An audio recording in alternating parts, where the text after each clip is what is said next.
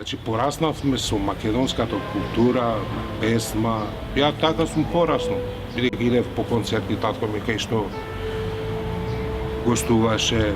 Кога почна овие промени, накол луѓето и се смедеа и почнав ја да се осеќам на моја кожа дека сум различит. И затоа многу сакам да зборам дека јас сум плав со зелени очи.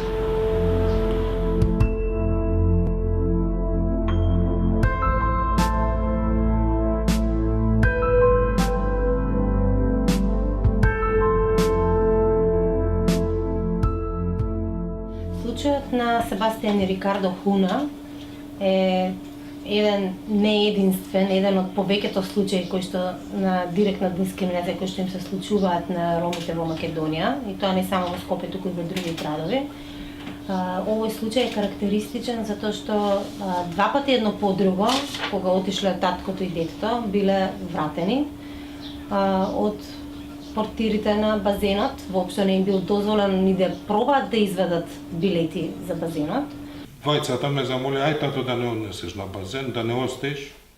И имаше и другарчиња во базенот. И ја ги носам, ама бидејќи знам што ќе се случи, таков тип на човек сум, чекам во кола, гледам овие ги се враќаат, а пуно деца влегуваат, возрастни девојчиња си влегуваат. И да идам ја таму, и ми вика, тој пропусница треба да има, членска карта.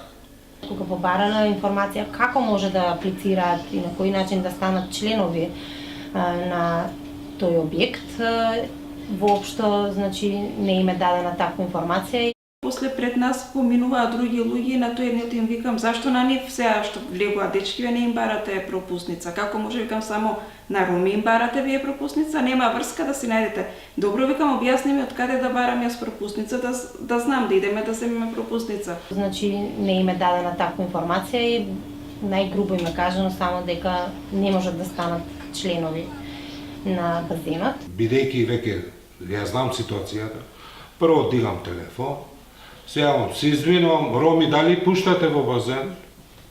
И ваквите случаи само ги потврдуваат предрасудите кои што постојат нели во кај граѓаните на Република Македонија во однос на ромската заедница, а тоа е дека нели ромите едноставно не се пожелни во нивното друштво, затоа што нели заради тие предрасуди сметаат дека луѓето се недоволно чисти или несоодветно облечени за да присуствуваат и за да се дружат заедно да ги користат услугите на базените. Ваквата дискриминација и различно постапување особено се одразува на младите роми и деца, да речам, затоа што најчесто тие се групата на роми кои што ги користат услугите како на базените, така и на другите угостителски објекти. Тоа сето многу негативно влијае, нели? Ти некој дете што треба да се развива, да го тупиш дека нема вредност како човек, како личност, тоа е тешко. И затоа решив ја да се борам до крај, за да докажам толку. Во овој случај значи имаме сигурни и цврсти докази дека постои различен третман. Значи ние не негираме дека во одреден момент можеби одредени роми ги користеле услугите на тој базен, меѓутоа на овој ден, на овие денови, према овие луѓе, во конкретниот случај повеќе од сигурно од понудените докази пред судот дека имало дискриминација, значи дури ја докажуваме дискриминацијата. Како судот ќе ги цени доказите, сепак е тоа нели слободна правото на слободна оценка на судијата на доказите, меѓутоа сепак ние веруваме во тоа дека судот објективно и непристрасно ќе постапува и дека ќе најде дека во конкретниот случај станува збор за директна дискриминација спрема Себастијан и Рикардо.